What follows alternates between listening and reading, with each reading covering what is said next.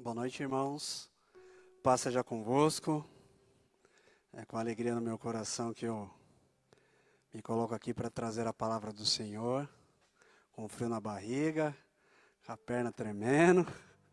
Então, se de vez em quando você me vê segurando aqui assim, ó, é porque tá tremendo bastante, então a gente fica paradinho aqui, tá bom? Bom, em primeiro lugar eu queria parabenizar os pais, que Deus possa abençoar a cada um, dando sabedoria e entendimento para que nós possamos tomar as melhores decisões, pautado sempre na palavra de Deus. Houve um homem no livro de Ruth, Elimeleque, que ele morava em Belém, que significa a casa do pão. E faltou pão na casa do pão. E ele tomou uma decisão de sair com a sua família da cidade de Belém para outro lugar, uma terra estranha. E grande foi o sofrimento daquela família. Então que nós possamos sempre estar pautados na palavra de Deus para tomar as decisões, principalmente os pais. Amém? Às vezes a gente acha que Salomão pediu a Deus sabedoria porque brotou na cabeça dele. Mas na realidade, Davi dava muitos conselhos a Salomão. E quando ele precisou, ele soube o que pedir a Deus. Vocês, filhos, que vos façam os mesmos. Ouçam seus pais. Ouçam, dê valor aos conselhos. Vocês que o têm, dê muito valor. Amém? E nós vamos falar, o Bruno falou assim para mim, acho que foi uns 2 dias atrás, eu esqueci que era dia dos pais. Se você conseguir, traz alguma coisa relacionada aos pais. Eu falei para ele, não vai ser muito difícil, porque a palavra de quem, irmãos? Do nosso Pai. Então tudo que eu falar aqui, ou qualquer irmão falar aqui, vai ser do nosso Pai. Amém? E nós vamos falar de uma coisa bem bacana. Nós vamos falar de promessa. E a maior promessa que Jesus nos fez é a volta dele um dia. Amém? Vamos orar. Pai, obrigado por esse tempo, Senhor, ao qual nos colocamos na Tua presença, para Te louvar, para Te adorar, e agora para ouvir a Tua voz, mais uma vez. Senhor, que nada venha nos atrapalhar, que nem um comichão, que nem uma escama dos olhos, venha nos atrapalhar de entender a Tua palavra, para que assim possamos aplicá-la. É o que eu lhe peço, fica conosco, abençoa aqueles que estão aqui e aqueles que estão em casa, Pai. Põe as tuas mãos e fala no profundo do nosso coração. Em nome de Jesus. Amém. Abra sua Bíblia no livro de Josué, capítulo de número 3. Tem como título a passagem do Jordão. E levantou-se, pois, Josué de madrugada, e partiram de Sitim, e vieram até ao Jordão, ele e todos os filhos de Israel, e pousaram ali antes que passassem. Irmãos, esse é um momento muito importante na vida do povo de Israel. Deus vai cumprir uma promessa que fez há muito tempo atrás, a um amigo, né? É assim que o Senhor chama Abrão de amigo. E nesse dia vai se cumprir essa promessa. E é interessante que Deus escolhe os dias mais difíceis, né?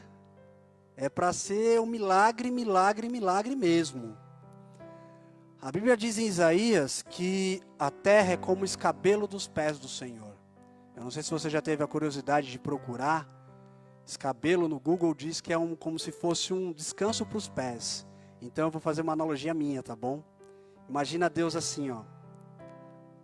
Com o pé assim, batendo como se fosse um músico marcando o tempo, sabe? E ali, como diz em Isaías, os anjos adorando. E aí ele ouve da terra uma expressão assim: só Deus na causa. O sangue de Jesus tem poder. Eu quero crer. Claro, né, irmãos? A Bíblia diz que antes que a palavra saia da nossa boca, Ele já conhece. Mas é importante que nós declaremos. Então eu quero crer que quando nós falamos só Deus na causa, Deus faz assim. Repete, meu filho, repete. Por que, irmãos, eu falo isso? Ele fez uma promessa a um homem já de idade, de um filho. E Sara, esposa de Abraão, era o quê? Estéril. Vamos mais para frente. Sara teve Isaac. Isaac casou-se com Rebeca. Rebeca era estéril. A Bíblia diz que Isaac orava constantemente ao Senhor para que lhe desse um filho. Disso nasceu, eu não vou falar a genealogia inteira, nasceu Jacó. Jacó casou-se com Raquel. Raquel era estéril. De Raquel nasceu José. E ali começa a história. Ou melhor, continua a história. Se nós formos aí, você pode pensar assim, mas isso aí foi no Velho Testamento. Vamos para o Novo?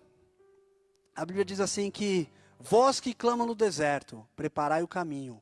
Estava falando de quem? João Batista. João Batista é filho de Isabel e Zacarias. Isabel era o quê? Estéril. E nasce quem? João Batista. Então Deus continua fazendo milagres. E se nós observarmos esse cenário, o dia que Deus escolheu para atravessar o Jordão, era o dia que ele estava mais transbordando. Era o tempo da ceifa. O volume de água era muito maior. Aquele povo estava no deserto. Ninguém sabia nadar. Você está sendo no deserto, você foi criado a maioria no deserto. Como é que ia construir uma ponte para atravessar? Não tinha nem recurso. Ou uma balsa, qualquer coisa. E Deus escolhe esse dia para atravessar aquele lugar. Tremendas são essas coisas. Para a gente parar e raciocinar, né? Qual era a cena? Local atual, o Jordão, a terra prometida. Vou repetir. Lugar atual, o Jordão, a terra prometida. Qual tem sido o nosso obstáculo? Qual tem sido o nosso Jordão? Amém? Vamos prestar atenção aqui em algumas coisas. Eu achei lindo porque hoje de manhã Deus testifica tudo em nossas vidas. O pastor Adriano pregou hoje de manhã. Ele leu justamente o texto que eu vou ler. Ele pregou sobre uma outra coisa, mas ele leu justamente o texto que eu vou ler. Vamos falar da promessa. Quando foi feita essa promessa? Para quem foi feita essa promessa? Eu falei que Deus chama esse homem de amigo, né? Então vamos ler o que está escrito em Gênesis, capítulo de número 12, vamos ler do 1 ao 7, que diz assim: Ora, o Senhor disse a Abrão: Sai da tua terra e da tua parentela e da casa do teu pai, para a terra que eu te mostrarei, e far-te-ei uma grande nação, e abençoar-te-ei e engrandecerei o teu nome. Tu serás uma bênção. Presta atenção nesse versículo agora, irmãos. E abençoarei os que te abençoarem, e amaldiçoarei os que amaldiçoarem. Em ti serão benditas todas as famílias da terra. É interessante as palavras, né? A Bíblia diz, se eu não me engano em Mateus, que por aumentar a iniquidade, o amor de muitos, não diz todos. Aqui, ele fala que todas as famílias serão benditas. Então isso é para mim, é para você. Amém? Vamos continuar. Assim partiu Abrão, como o Senhor lhe tinha dito, e foi com ele Ló, e era Abrão da idade de 75 anos, quando saiu de Harã.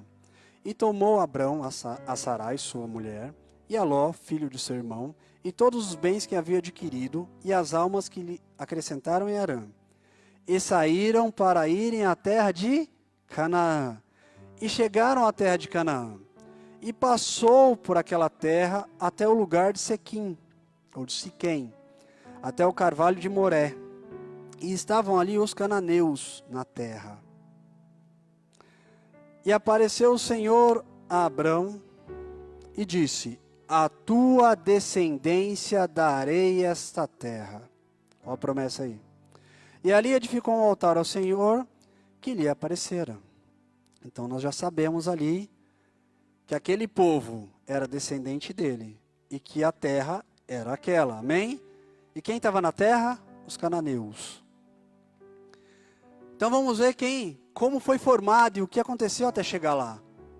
Lembra que eu falei que Jacó gerou José. José foi vendido pelos seus irmãos, e virou escravo e foi parar no Egito. Amém? Ali teve todo um processo, José virou governador do Egito. Teve um tempo de fome na cidade onde moravam os pais de José. E os irmãos de José teve que descer para o Egito. E ali houve uma outra história. José se apresentou, o pai de José teve que descer naquele lugar, Jacó. Reconheceu que ali era o filho dele. E ali eles ficaram. Quando desceram até o Egito, tinham 70 vidas. Depois de aproximadamente 430 anos, eles eram como as estrelas do céu. Só que José morreu. Mudaram os faraós. E aquele povo virou o quê? Escravo. E aí, vamos para o livro do Êxodo. Deus fala com Moisés. Deus levanta um libertador. E diz, Êxodo 3:7. Deus fala a Moisés, tenho ouvido a aflição do meu povo. E lá no 33, Êxodo 33, o Senhor vai reforçar a promessa que fez a Abraão.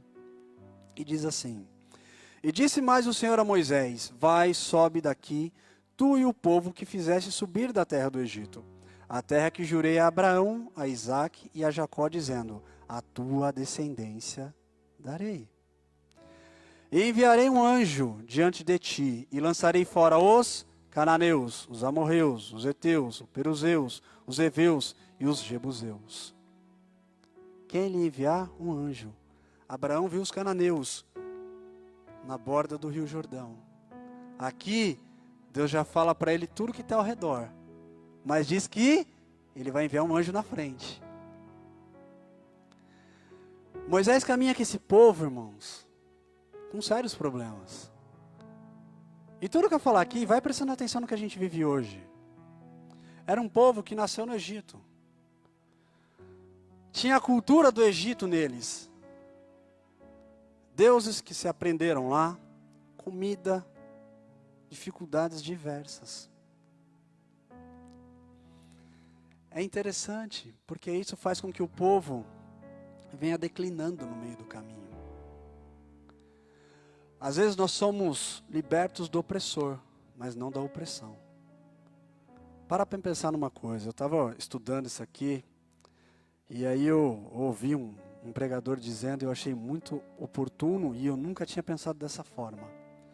No Egito, aquele povo tinha um opressor, que tome reio. Quando sobrava tempo para adorar a Deus, o que ele fazia? Está sobrando tempo? Dá mais palha, para você trabalhar mais. Dá mais palha, para você trabalhar mais e não ter tempo. Quando Deus liberta aquele povo do Egito e vai para o deserto, eles não tinham mais opressor. E por que se erra tanto? Porque a opressão estava aqui, Estava aqui. Estava aqui. Eles tinham se liberto do opressor, mas não tinha liberdade ainda para com Deus. E por isso erraram tanto. Em Números, Moisés vai falar para o povo separar 12 para visitar a terra. E eles ficam 40 dias analisando essa terra. E depois eles voltam para dar o relatório a respeito da terra. Só que o que acontece? 10 deles vão dizer assim, E contaram e disseram, fomos à terra a que nos enviaste, e verdadeiramente mana leite e mel. E este é seu fruto. Se eu não me engano, é um cacho de uva, que precisou de 2 homens para carregar. Imagina o tamanho, né? Se eu não me engano, na Guatemala, tem uma cidade que tem nascido uns frutos gigantes. Se você procurar na internet, você vai ver. O povo, porém, que habitava nessa terra, os 10 falando, tá? É poderoso, e as cidades fortificadas, e muito grandes, e também ali vimos os filhos de Anak, os amalequitas que habitam na terra do sul. Olha só, Deus tinha falado que ia mandar um anjo na frente. Olha o que esses 10 vai falar agora. Os heteus, os jebuseus, amorreus habitam na montanha, e os cananeus habitam junto ao mar, e pela margem do Jordão. Aí, irmãos, isso é bênção. Levantam 2, Caleb e Josué. Olha o que Caleb vai dizer. Então Caleb fez calar o povo perante Moisés e disse: certamente subiremos e a possuiremos em herança, porque seguramente prevaleceremos contra ela. Você vê 10 falando que não ia dar certo. Você vê 2 falando que vai dar certo. E por conta desses 10, irmãos, Deus falou: sabe de uma coisa? Vocês não vão entrar na terra.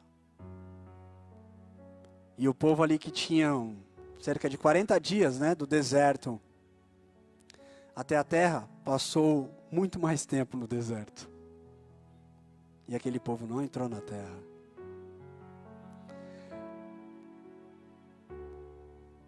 E aí morre Moisés. E agora, irmãos? O que vai ser do povo? Mas Deus não faz nada por acaso. Tinha um lá sendo preparado. Josué. Vamos ver a descrição de Josué? Escravo no Egito, soldado no deserto, espia na terra, servo de Moisés, líder do povo. Vou repetir. Escravo no Egito, soldado no deserto, espia na terra, servo de Moisés, líder do povo. É esse que Deus levanta para fazer aquele povo adquirir a terra prometida. E qual era o propósito que Deus tinha para aquele homem?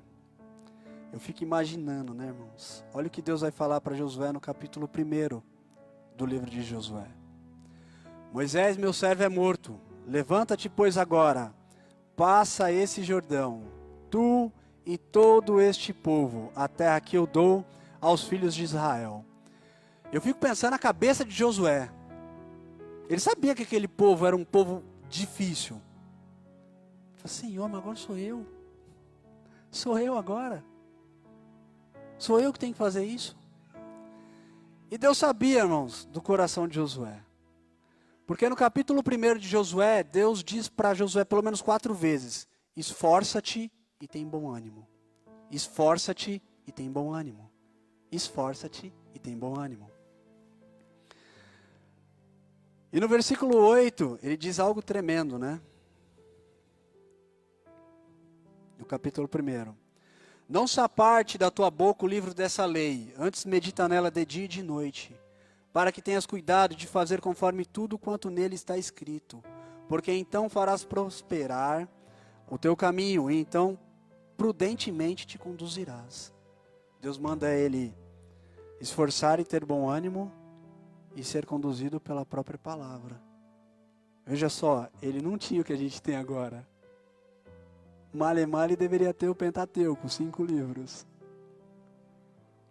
Nós temos muito mais. E ali ele toma algumas decisões. No verso 11, ele vai mandar o povo preparar a comida, no sentido de organização. Depois nós vamos falar mais a respeito disso. No verso 13, ele chama os irmãos e pede ajuda, simbolizando a união. Mas fala assim, mas por quê?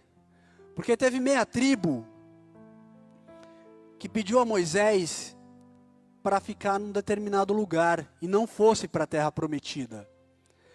Essa tribo cuidava de gado, e aquela terra que eles estavam era melhor para cuidar de gado. E Moisés deixa eles ficarem ali.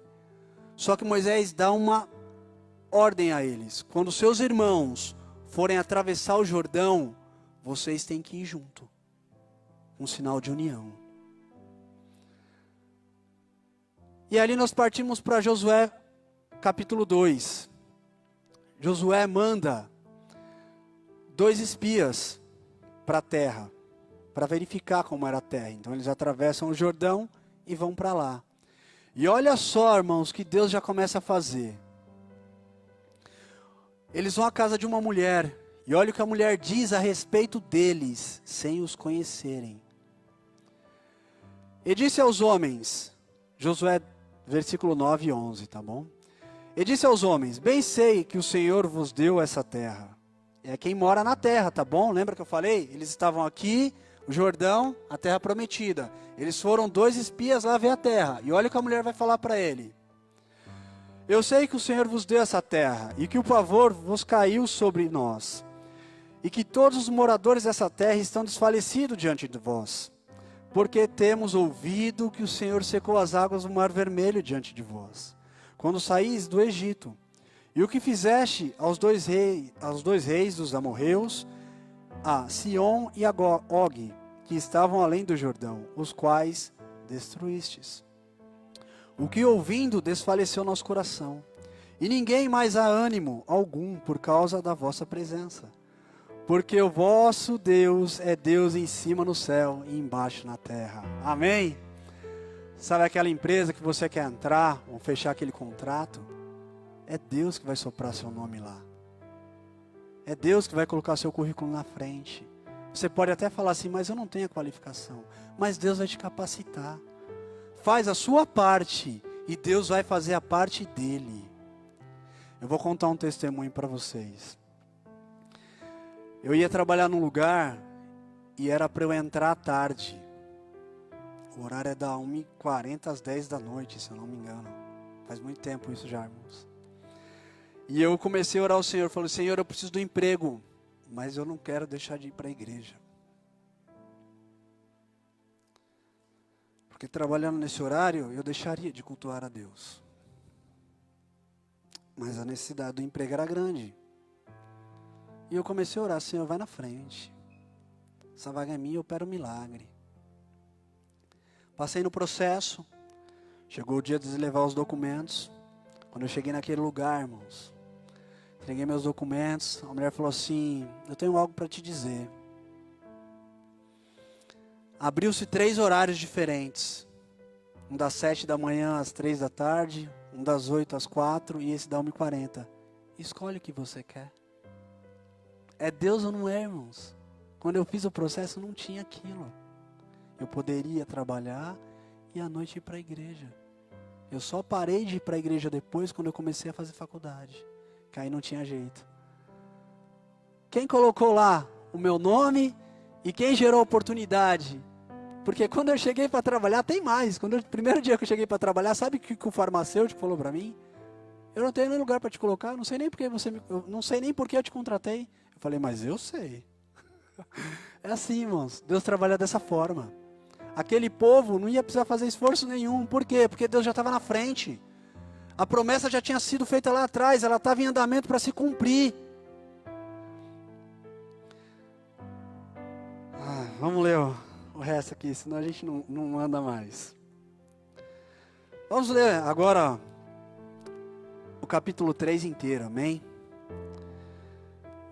E sucedeu, versículo de número 2, e sucedeu ao fim de 3 dias, que os príncipes passaram pelo meio do arraial, e a ordem ao povo dizendo, quando virdes a arca do concerto do Senhor vosso Deus, e o que os sacerdotes levitas a levam, parti vós também do vosso lugar, e a segui.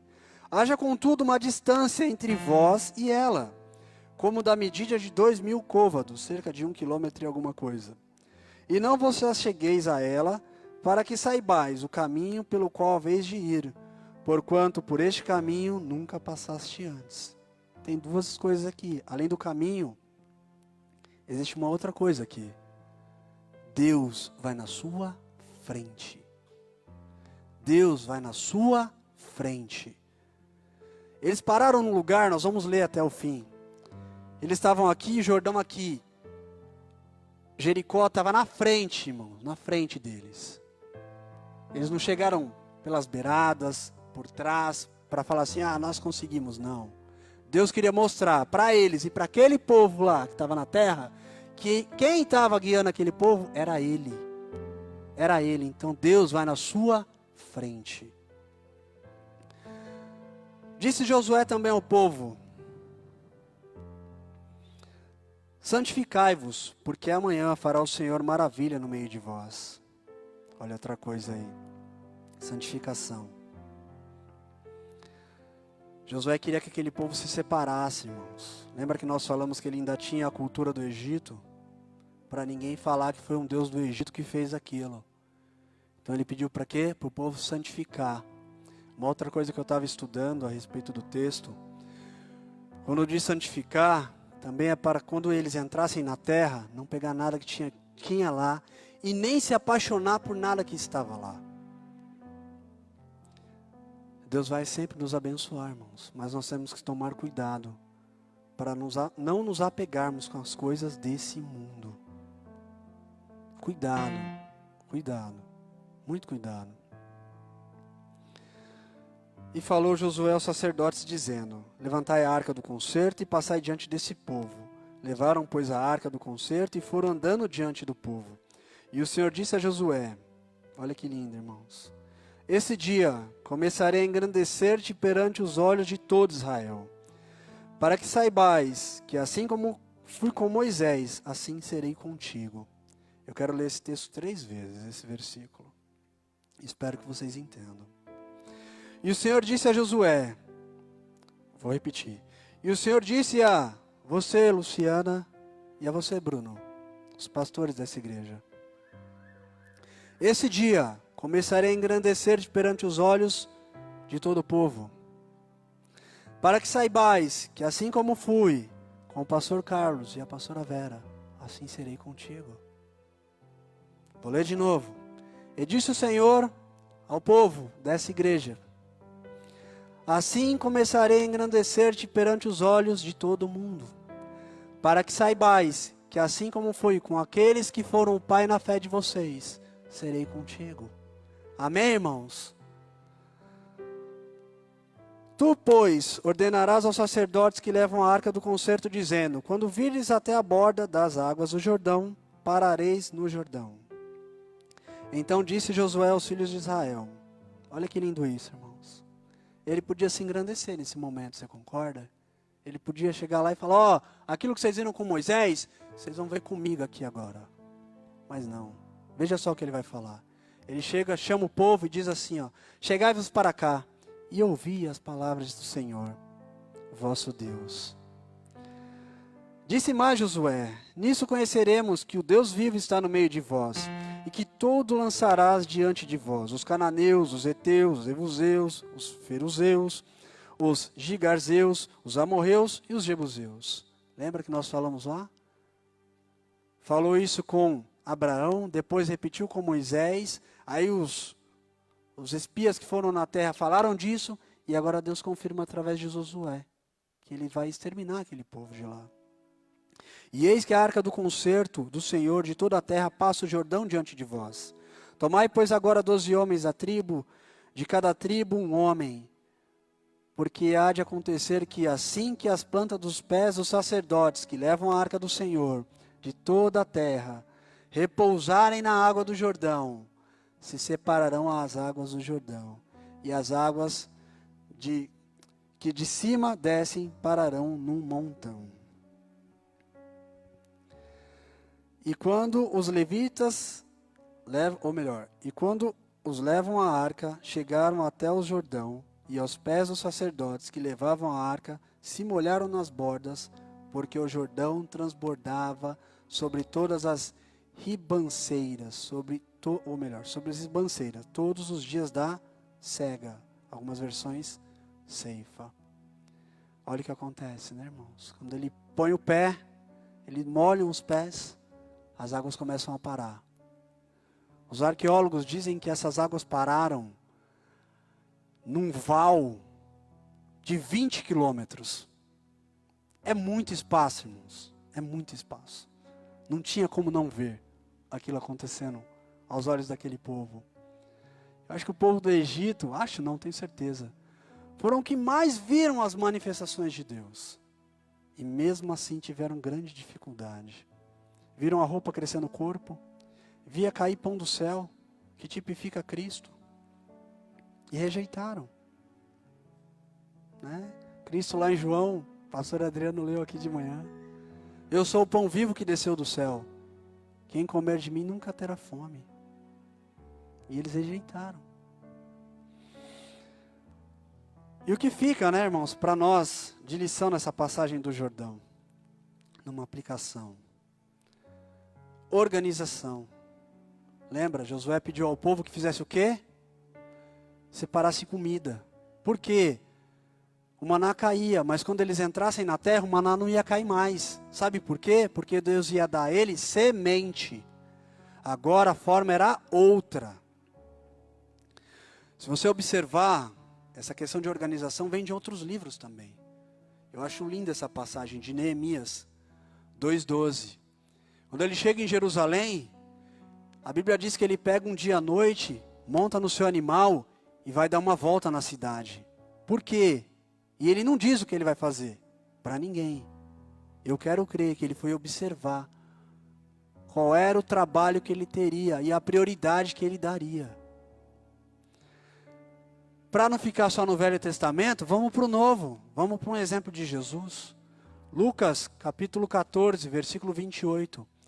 Jesus diz a respeito de uma construção.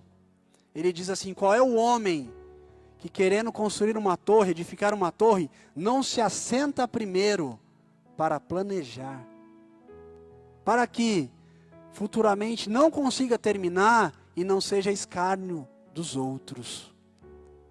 Aí eu te pergunto, como tem sido a sua organização? Nós não vamos atravessar o Jordão de qualquer jeito.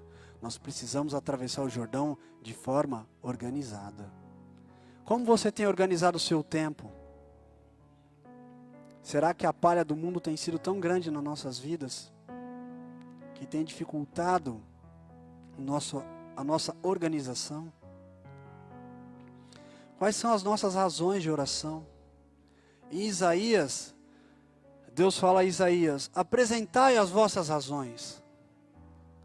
Será que a gente às vezes entra no mecanismo de pedir, mas sem pensar, sem organizar o porquê que eu quero aquilo?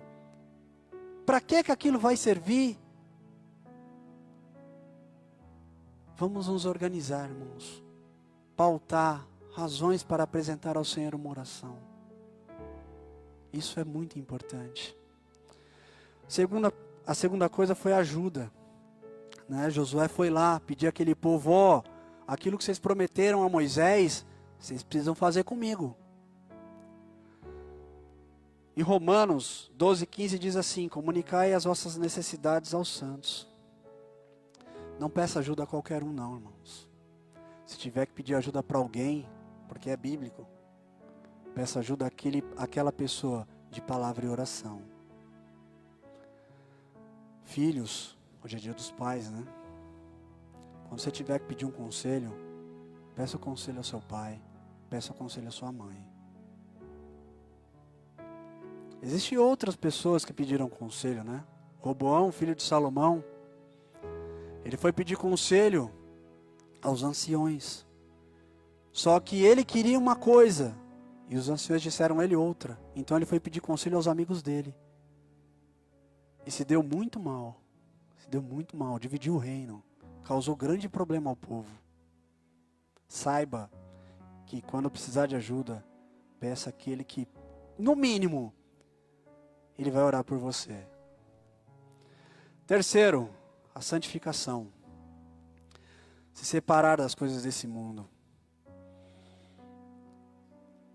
O que tem nos prendido? Onde está o nosso coração? Que tenhamos momentos, andemos em santidade e tenhamos momentos de santificação.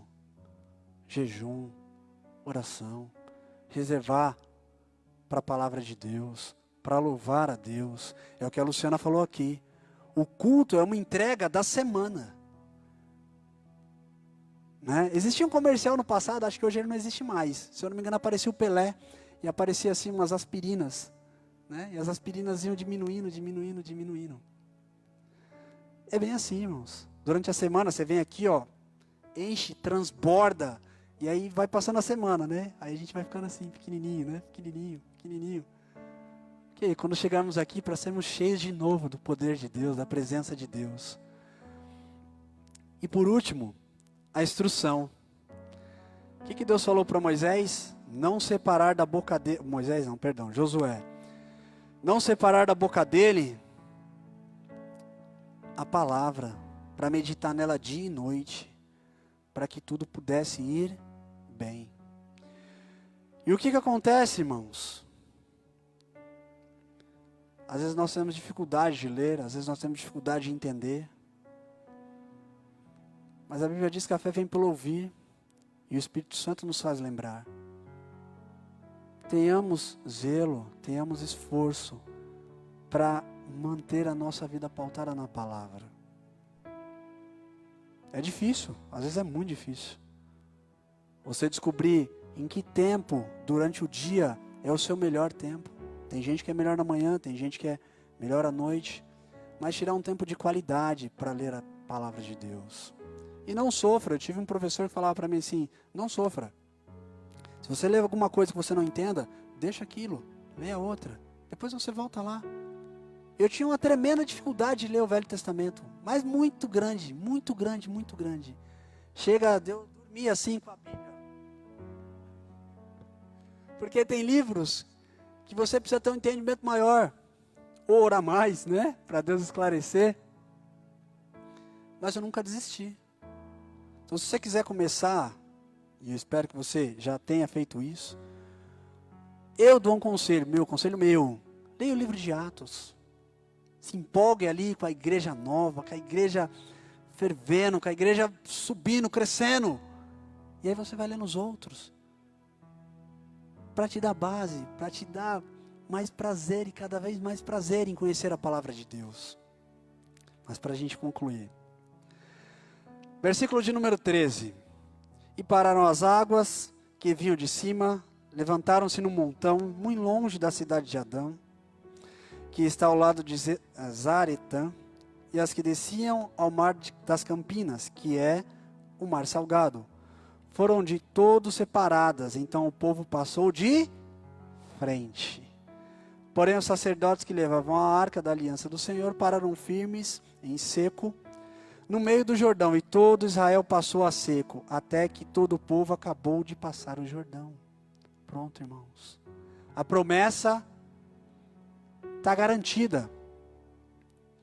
O que nós aprendemos com isso, né, irmãos?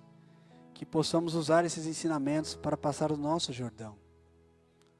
Não é passando de qualquer jeito, de forma organizada, pedir ajuda quando tiver que pedir, santificar, ter a instrução da palavra de Deus. Você, eu, somos instrumentos, assim como Josué, nas mãos do Senhor, para ajudar tanto a nossa família, quanto aqueles que estão ao nosso redor, para passar esse Jordão. Principalmente nós, sacerdotes da casa. Que sejamos portadores, irmão, de boas novas de salvação. Porque a maior promessa que recebemos do Pai está mais perto de acontecer hoje do que já esteve ontem. E para a gente terminar, vamos lá para o Novo Testamento. A promessa de Cristo. João 14, do 1 ao 3. Não se turbe o vosso coração. Credes em Deus, credes também em mim. Na casa do meu pai há muitas moradas. Se não fosse assim, eu vou-lhe teria dito, vou preparar-vos lugar. E quando eu for e vos preparar lugar, virei outra vez e vos levarei para mim mesmo, para que onde estiver, estejai vós também. Amém, irmãos? Essa é a maior promessa que o Pai nos fez. E nós somos responsáveis por nós e pelas nossas famílias. E para terminar, Apocalipse, capítulo 21, versículo de número 7. Quem vencer, herdará todas as coisas, e eu serei o seu Deus, e ele será o meu filho. Amém, irmãos? Essa é a maior promessa que o Senhor nos fez. E esse tem que ser um dos motivos de nós estarmos aqui.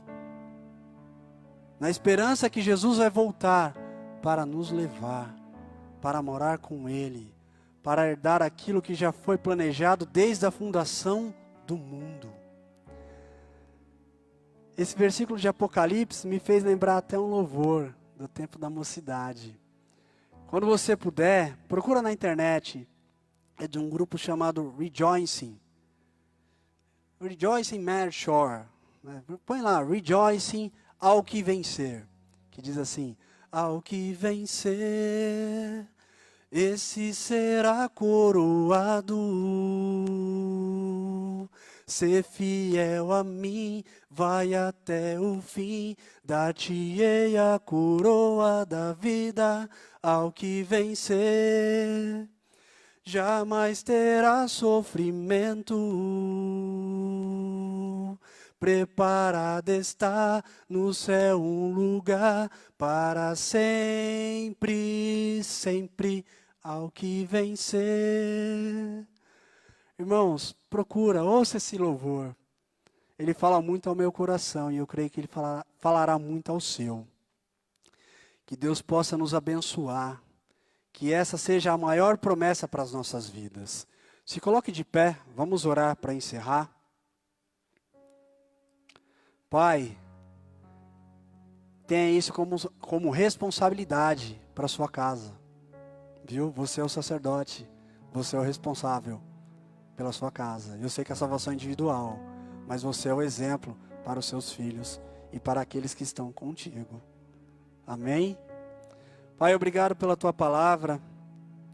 Senhor, que essa palavra possa falar no nosso coração até o próximo culto, porque eu creio que o Senhor falará outras coisas a nós. Senhor, nos prepara, Senhor amado, para o dia de amanhã, se assim for da tua vontade, e prepara principalmente, Senhor, para nós entrarmos nos céus, pelas portas. Senhor, muito obrigado, Jesus, por essa oportunidade. Eu te louvo e te agradeço e abençoo os meus irmãos, a cada um segundo a tua medida, para a glória do Senhor. Amém, Jesus.